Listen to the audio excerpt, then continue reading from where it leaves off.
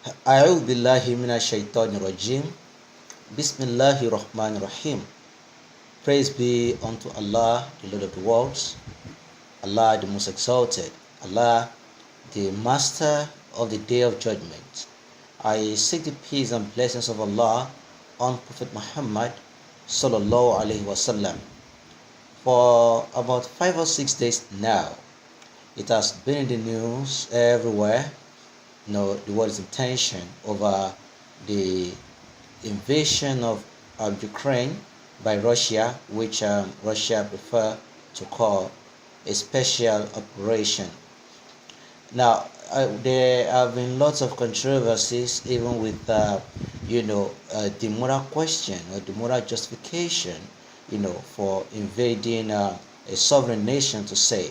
And that different people, different nations, different bodies continue to take different sides depending on their own reality, or depending on their experience or their exposure, to say. Now, let me start off by saying that I do not and will not in any way at any point in time support the killing of innocent people, whether children, whether women, whether men. I am making this video to look at one very important opinion that I think we need to analyze. There are some people who seem to support Russia, or not necessarily support Russia. It looks like they support Russia, but they are not necessarily supporting Russia. So what is bringing them to support Russia?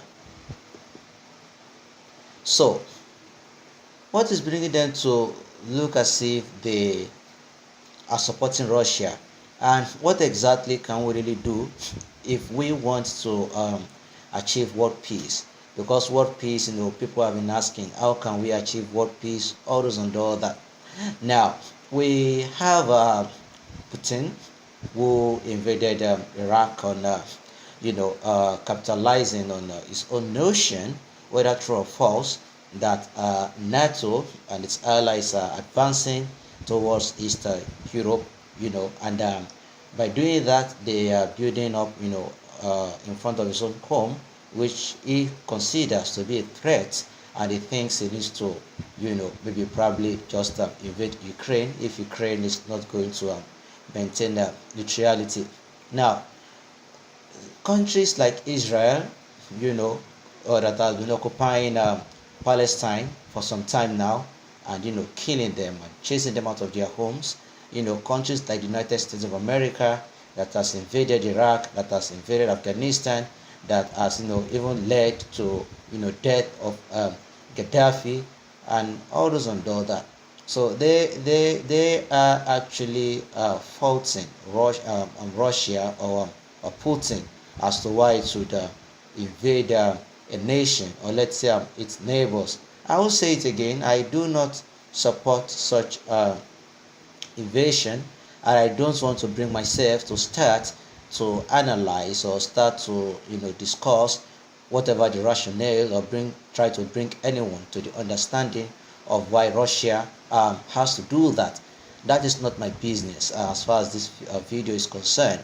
Now, how do we, so people who seem like they support Russia, even individuals or some countries like that, they are, and this is the same thing that Putin even seems to be capitalizing on, which is the USA and its allies do not have a right to tell it what to do, who to invade or who not to invade, because they are also culprits themselves. One of the maxims of equity, says that he who seeks equity must do equity, and that he who comes to equity must come with clean hands. He who seeks equity must come with equity, and he who comes to equity must come with clean hands. One of those reasons why the United States and its allies are not able to have one singular opinion, or worldwide opinion, that's going to be directed at being against Russia, is because of the history of America itself and its allies. The things they have done. Why these things may not be a justification for what Russia had done or what Russia is doing, but we can say that it is really influencing the opinion or the thought process or what people are taking, as their opinion as far as this issue is concerned. So people like that may not necessarily be supporting Russia, even if they themselves do not know, but there are some who support Russia for whatever reason it is that they have, probably countries like China or so, or probably Iran or so, which could have something to do with their international politics. So coming back to the word peace, and it will comes to equity, must come, with clean hands to say. So because the hands of those who are calling Ukraine, Russia, to what it should do and it should not do, because they are also guilty of the same thing that they are asking Russia not to do. So there is no way they can actually, convince Russia, and Russia or Putin, was able to put that out and say that these are hypocrites, which in the real sense they may get to be. So how do they now, or why do we now attain world peace? So I think one of those things that we really need to start to do is that the machine men with machine minds and machine hearts that we have, they need to start to not just repent, they need to start to even pay for their sins. If America really wants to be that world power godfather of the whole world, and it can tell people what to do and what not to do, the same with the allies, they need to change. For example, look at the scramble for Africa, or the colonization of Africa by Europe, to say. Now, one of those things that you can really say, or one of those ways you can really say that you want to wash your hands clean, is by starting to apologize to the Africans that you colonized, and then you took away their resources, their wealth, their natural resources, everything. So until you start to return these things, until you start off with apologizing officially, and then you start to return these things, and then fine, maybe Africa may start to forgive you. And if you try to say, yeah, you don't think another country should colonize another country, or you don't think another country should invade another country, yeah, these countries may listen to you. The same thing has to do with the slaves, the slave trade. We have to apologize to those whose ancestors were made as slaves and subjected to inhumane and barbaric, acts in the name of slavery. And of course, the United States of America also itself has to apologize, to the people of Iraq, to the people of Afghanistan, the innocent children of Afghanistan who are made orphans, the women of Afghanistan, of Iraq, who are made widows, and Iraq, and even Libya itself. You apologize to them, and then you compensate them magnanimously. So when you do that, we can say, oh, America, United Kingdom, France, Germany, Portugal, Belgium, they are coming with clean hands, and they are showing that they want to come to equity. Not everyone who is trying, who supports, or who seems to be speaking, in support of Russia, really supports that invasion, or support Putin in because it's not, in my own opinion, it's not in any way different from this machine man with a machine mind and machine heart as well. But he has an excuse. And then when we look at these maxims of equity, and then we start to look at it will comes to equity must come with clean hands.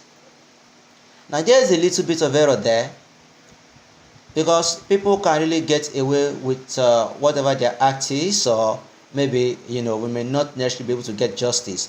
If we were to follow it will comes to equity must come with clean hands at every time, and I think someone argued against it as to how it could pervert justice. So if Russia wants to capitalize on the evil in quotes of America, and then it also wants to use that to justify its invasion of Ukraine, we also have to remember that there's another principle that says that at some point, evil cause to equity sometimes does not necessarily have to be blameless. Exactly. Does not necessarily have to be blameless. Well, you can have some blame, but you can still call to some certain form of equity. That is when we do not let evil, to spread or across the globe or in the world, or we do not, try to, provide justice to say. But in this case, in this scenario, even if America is blameless or if America is full of blames, it needs to rectify these blames.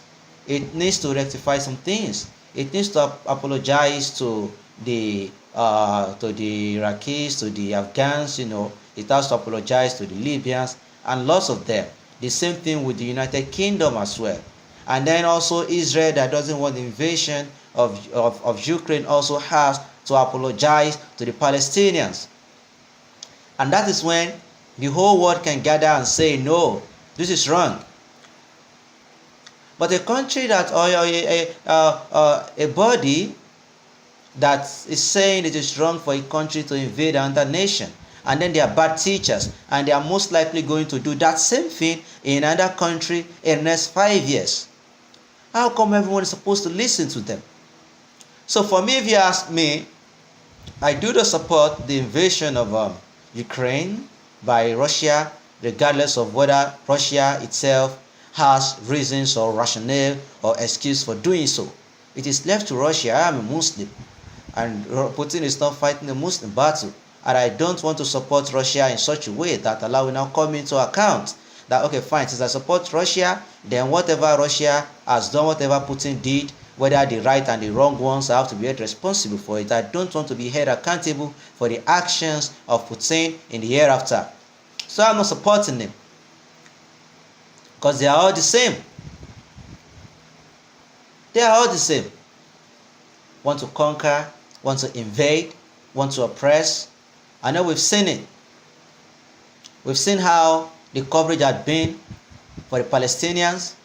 We see how the media and the Europeans had acted when it comes to, the invasion of Iraq, or of Afghanistan, or how much has been done, in several African countries to say. So we cannot necessarily attain world peace, or the likes of America may not necessarily be able to. You see, the United Nations Secretary General, was begging Russia in the name of humanity. But these are people who have refused to try some criminals for war crimes as well. So that's why we need to come to equity. And one of those equity there also is that if we are charging Putin, for war crimes, people like Bush also should be tried as well for the war crimes that they committed in Iraq.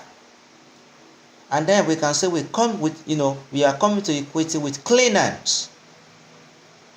I don't support Russia. I'm not supporting Russia. It's just that we have to point out these hypocrisies that we see every now and then. And then that gives us the peace paradox. Like we think we are trying to attain peace, but because of some complications, some twisted, tangled, complex things, that peace cannot be attained. Because there's no equity. And the ones who have made themselves our teachers, the ones who want to forbid others from doing something, they do it themselves. For if America, NATO, Britain, Germany, Portugal wants to show the world how it's done, they should. But if you are showing countries that if they are powerful enough, they can invade other countries, if you are showing China that China, if you are powerful enough, you can invade Taiwan, the same way we to invade other people as well, they will follow suit. They are good students, and they have found you good teachers. So if we really want, this world peace that people really are, clamoring for, I think I know where we should start. It will be good teachers. You've had a bad history, a terrible history at that, a history of bloodshed, a history of oppression. You can correct it. Perhaps the heart of the people may be softened. And then, so you cannot start to tell others what to do and what not to do. But try to call people against what you are guilty of yourself. I think what you have done, it's just, makes whatever you are calling, like, just points as a hypocrisy to say. So yeah, for NATO and its allies to, come to equity, I think they need to wash their hands clean and come with clean hands. And I give you tips as to how you should come with clean hands. Apologize to Africa, our Africans. Return the things you've stolen from them. Go to Iraq, go to Iran, go to Iraq, go to Afghanistan, go to Libya and the Palestinians. Apologize to them, compensate them, so that the next time when you say, oh, China don't invade Taiwan, Russia don't invade Ukraine, everybody will be like, okay, this is true, these are good teachers, these are our moral compass. But because of the history of America and the allies, NATO to say, powerful countries will continue to follow in the way of Russia, and then there might be a new world order, and then World War III may come, and then the world again is going to be faced with misery and bloodshed. We hope things change, and we really do hope. Assalamu alaikum wa rahmatullahi wa barakatuh.